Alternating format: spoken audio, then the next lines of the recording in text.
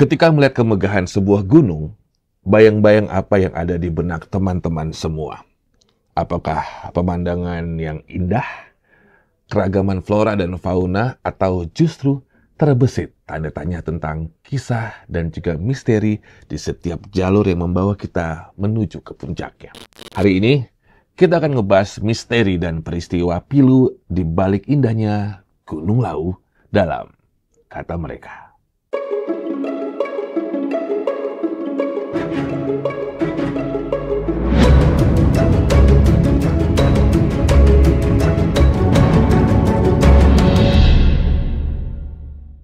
Sebagai salah satu jajaran gunung tertinggi sekaligus gunung purba tertua di Pulau Jawa, Gunung Lawu memiliki daya tarik bagi siapa saja yang percaya akan kekuatan magis.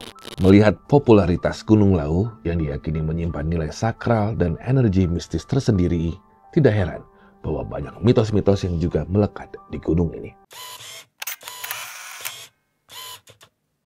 Mitos pertama tentunya cukup familiar bagi para pendaki atau bahkan masyarakat umum, yakni tentang pasar setan atau kita sebut dengan pasar Dieng. Sebuah aktivitas jual beli goib yang kerap terdengar keberadaannya oleh pendaki, tepatnya di jalur pendakian Ceto antara Cemoro Suwu dan Cemoro Tengah pada malam tertentu. Terdapat banyak cerita kesaksian pendaki tentang pasar setan ini. Salah satunya adalah pengalaman Mas Bagus, salah seorang pendaki yang tersesat sendirian di Gunung Lawu.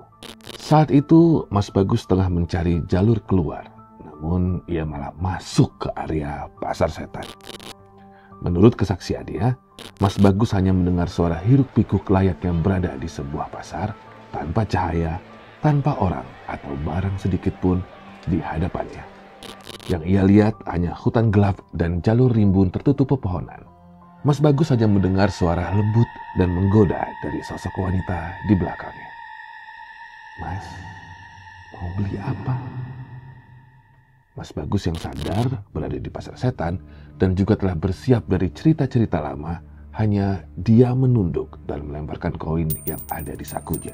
Seketika, Mas Bagus hilang kesadaran dan terbangun di tengah tim SAR dalam kondisi linglung.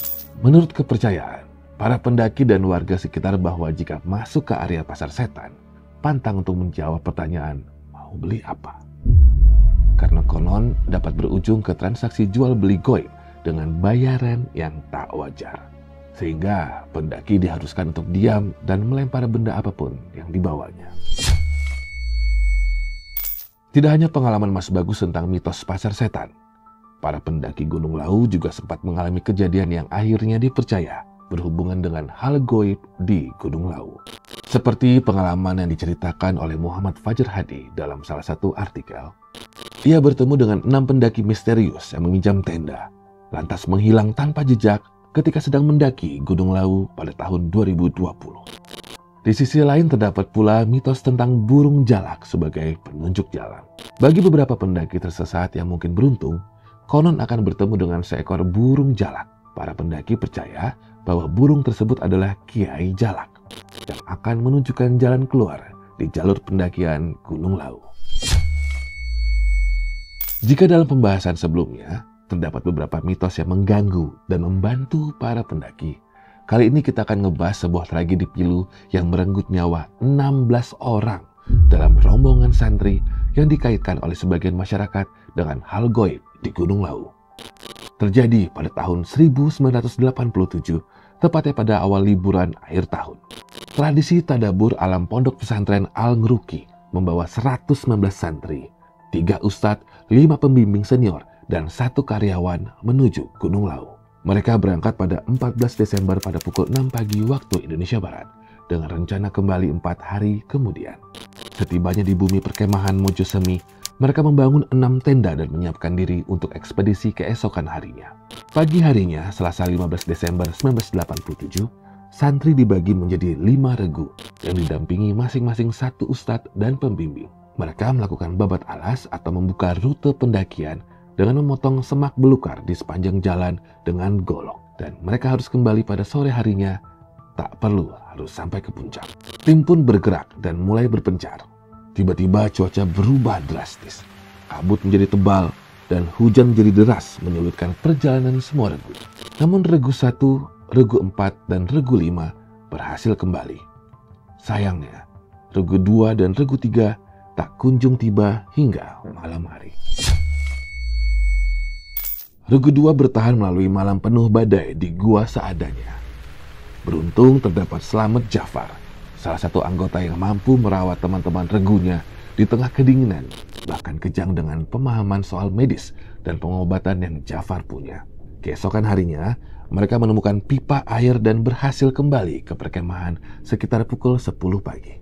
Sementara itu regu 3 tersesat semakin jauh. Gelap dan hujan pun memaksa mereka bertahan di tengah hutan tanpa jaket dan perbekalan yang menipis. Tim penyelamat dari Pondok, TNI, Polri, dan SAR mulai melakukan evakuasi. Hingga pada Sabtu 19 Desember 1987, 15 jenazah korban ditemukan dan dimakamkan. 9 di lokasi pondok, sisanya dibawa ke kampung halaman masing-masing. Sepanjang proses penyelamatan rombongan regu ini, terdapat 2 sosok pemberani, yakni Ustadz Abdul Wahab dan pembimbing Kumaidi yang justru hilang dalam upaya pencarian. Hingga akhirnya Abdul Wahab ditemukan meninggal dunia di kedalaman 5 meter dan Kumaidi ditemukan selamat oleh pencari jamur dalam kondisi yang lemah setelah 6 hari kelaparan di tengah hutan. Tragedi Laut 1987 ini menjadi pengingat bahwa seindah apapun alam bisa merubah jadi ujian mematikan saat kita lengah. Secara resmi, penyebab tragedi ini adalah cuaca buruk dan kurangnya persiapan.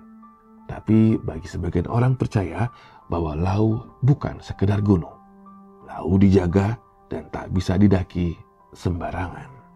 Dari sejarah, mitos, legenda, hingga tragedi yang ada di Gunung Lau, pada akhirnya akan selalu terjadi dan berdampingan dengan masyarakat, terutama para pendaki. Hal apapun yang sebenarnya ada di balik Gunung Lau ini mungkin dapat mengajarkan satu hal. Hormatilah alam selayaknya menghormati hidup kita sendiri. Teman-teman, sekian pembahasan panjang tentang Gunung Lau ini. Kalau pendengar punya cerita di Gunung Lau, coba tulis di kolom komentar. Atau mungkin kirim email di bawah sini jika Anda punya pengalaman goib lainnya di gunung yang lain. Sampai bertemu lagi di Kata Mereka selanjutnya. Assalamualaikum.